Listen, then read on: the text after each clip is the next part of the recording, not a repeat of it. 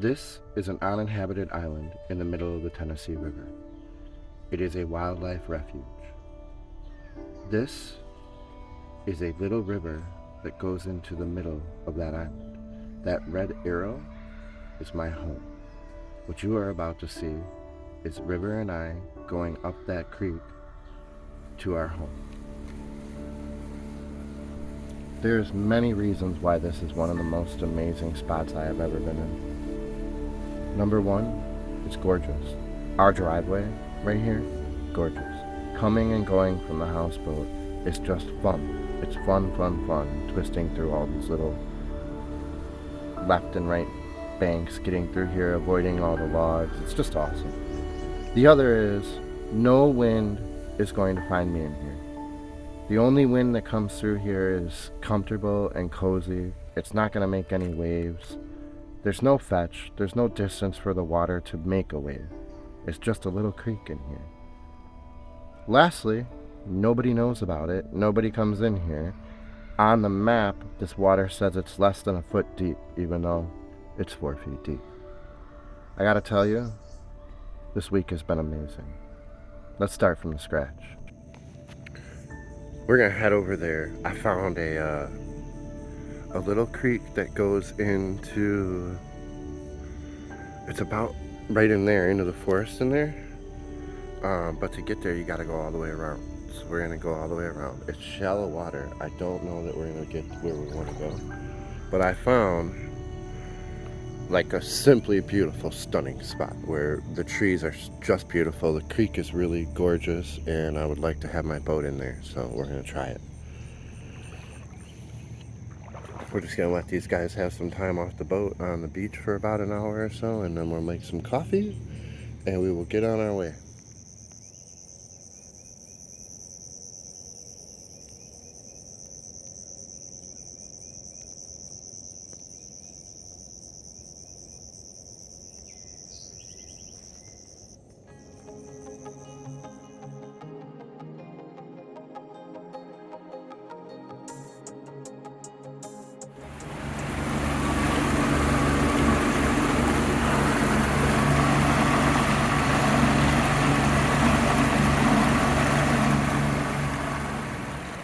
That's the grassy area that we typically would play in, and now it's all under about 2 feet of water. There are lily pads growing in the middle, but that's not an island, that's all water. All of that grass right in there is all water too, so. It's beautiful, but it's not a very good spot for the dog and cat.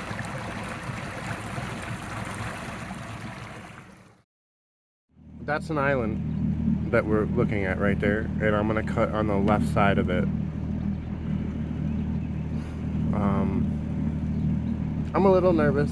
I don't really know the water depths in there, but I have gone in there 3 times with the dinghy and the dog, so typically that's with the engine down on the dinghy is enough for me to get in with the boat, so we'll see. We're just gonna have to cut around this island and then cut back in there. It goes in quite a ways. Not sure exactly.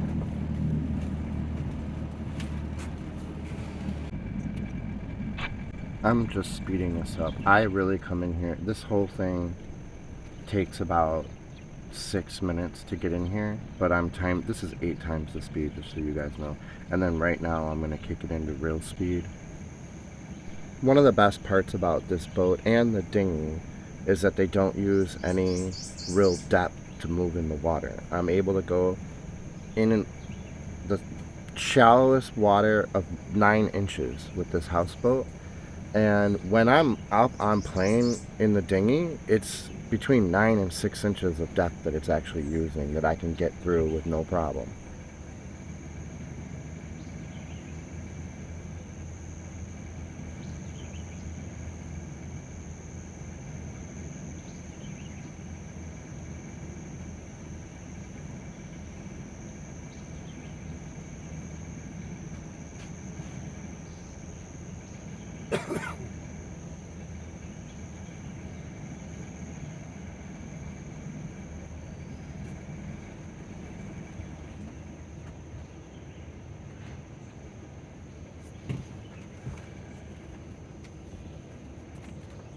Alright. So it makes another turn to the left here. I'll show you that. There's a huge tree that fell. Cause it's out of the water, I could chainsaw that. But I don't know that the water is even deep enough for me to get back there, so that would be a lot of effort for nothing. This is interesting to me. I want to try to, I don't know, it's a little land bridge that comes out to this island over here. Oh, ducks. Alright. Yeah, but if I could kind of clean it up a little bit to where there's not as many sticks on it, and it would be real easy to see if there's any kind of snake or something on there. And I could put my generator on there, and eventually I could probably let the dog go to the bathroom out there, and maybe even the cat if I stay here long enough. Now, the really cool thing is that's a land bridge, so there's gonna be like deer and foxes and stuff that walk along that bridge to get to this island. So yeah. Alright, I gotta do something so we don't hit that stick. I'm trying to get the roof past that tree right there.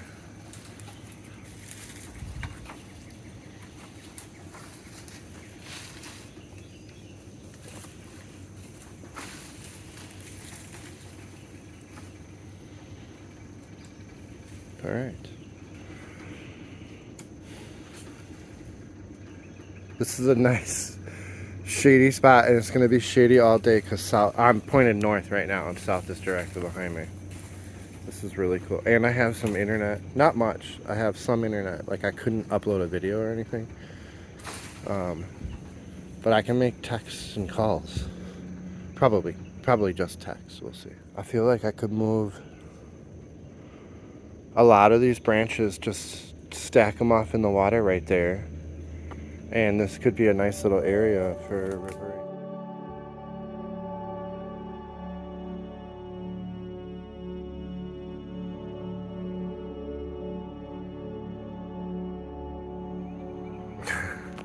What do you want? She wants to come out. It's going to take me like a half a day to get this place ready for you to come out. So I'm going to strip away some of these branches. I've had a lot of ants and spiders that get on the boat from these branches. Now, I really am I don't know, like a nature lover or a naturalist where I just say don't even break branches if you don't have to.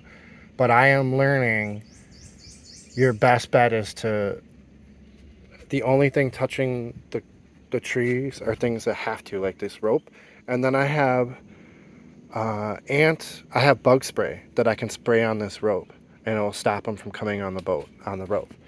But these branches, what'll happen is within a day, there'll be ants coming onto the top of the boat from these branches. So lately I've been either breaking them or cutting them or trying to move the boat so they're not touching it at all. Yeah, that kind of is what it is. The other thing is I've thought about this now for about an hour while I was drinking my coffee. I'm going to take the branches that are all here and I'm going to stack them up as like a little fence right there. Nothing to stop coyotes or deer from coming through here, but just enough to make it clear to cricket not to go that way. And I might do something over here just because the grass starts to get really tall right there and I can't really see what kind of spiders or any stuff would be in there. So I might stack things right in front of these two trees as well and make this little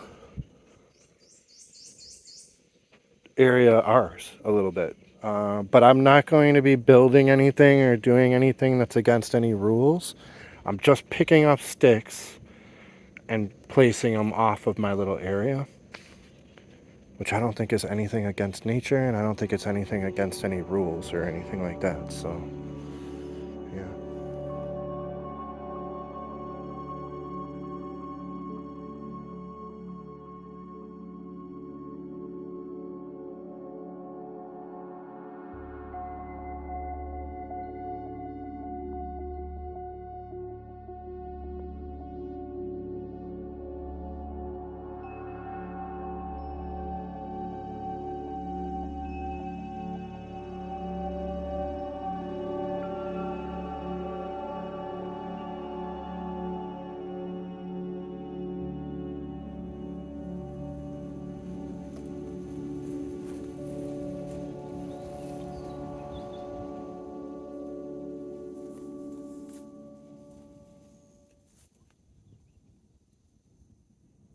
This breeze coming off of the water here feels amazing. This is coming right underneath the trees here.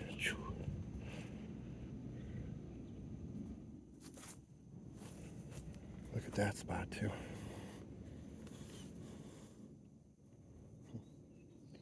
So I've got most of the big branches except for this log, which I just realized I can move. Okay.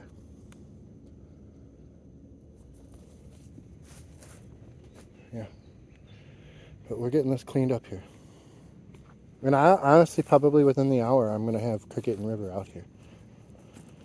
At least right by the boat.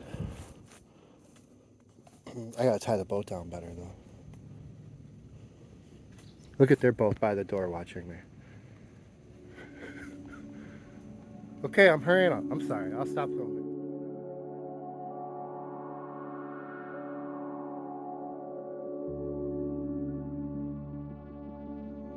This is exactly what I was looking for. Nice little spot where I can sit on the boat and I can see that they're okay. She was laying down right there for like 10 minutes until I went and got the phone, and now that I'm filming, she's gonna go off somewhere. Don't go nowhere. Hey, Cricket! Yeah, I need to move that log. Yeah, it's a work in progress.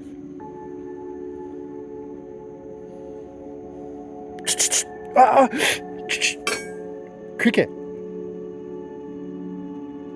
You're gonna get in trouble. You're being naughty. Look at her. That's alright, you lay down there all day.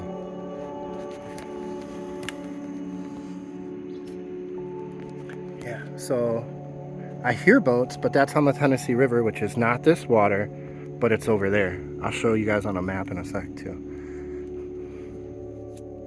Yep. So I'm gonna take him over to the beach, but it's 94 degrees out right now. So everything gets a little washed down. So he doesn't get hot, and so his paws don't get hot. He's gonna go swimming anyways, but his back will get hot.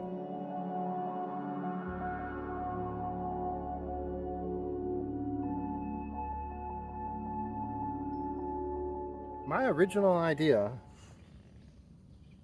as far as like food, was to anytime something came in season that was near the edge of the river or around the river, is I would go collect it and collect enough of it to make 50 jars or 25 jars, so I could have a jar of it every 2 weeks or every week, and just have apples in some jars and apple sauce, you know, whatever you can make from the fruit, and then just collect it when it's ripe and use it all year round.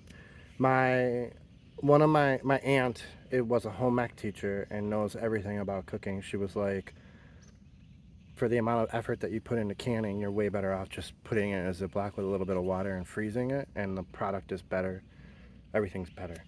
So I've been kind of thinking about putting a deep freezer at the dock by my sailboat and just putting wood around it to make it look like a dock box, but to have it plugged in and have a lock on it, and basically do the things with the fruit, do the stuff with it, with what grows here. If I kill a bigger animal like a deer, keep the meat there, or maybe buy a half a cow and a half of a pig once a year and just stock the freezer, you know, kind of thing. Like, work an extra few days a month to get enough money to buy a large chunk of meat, and then get together with my friends, because a lot of people here they'll buy like 100 pigs, and then they'll make all their meat for the year from the pigs. And I gotta start doing stuff like that, so we'll see.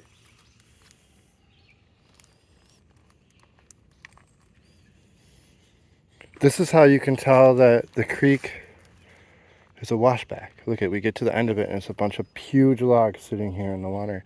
Look at these turtles.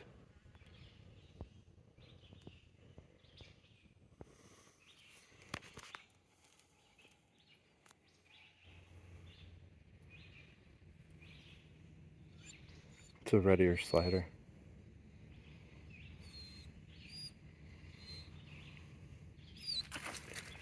River, please stop, dude. Just give me a little minute. Alright? Little quiet minute.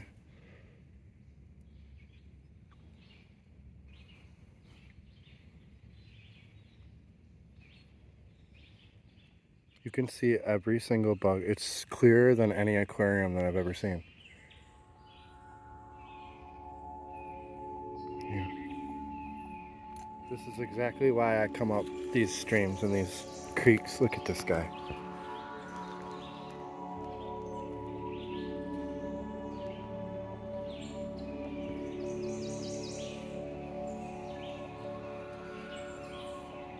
Old timer snapping turtle. There's just all these little minnows everywhere. Coming up to breathe. Just saw me. Just realized we were here. Where does he go now? Where is he gonna hide?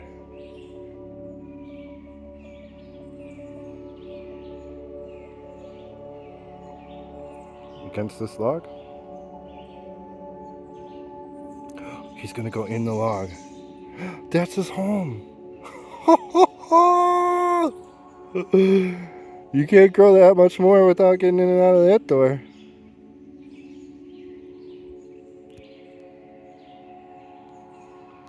That's so cool. Yeah, super cool. So this is why I don't really like rubber boots, because they have their limit to how deep you can walk in water, and once you hit it, it's over with.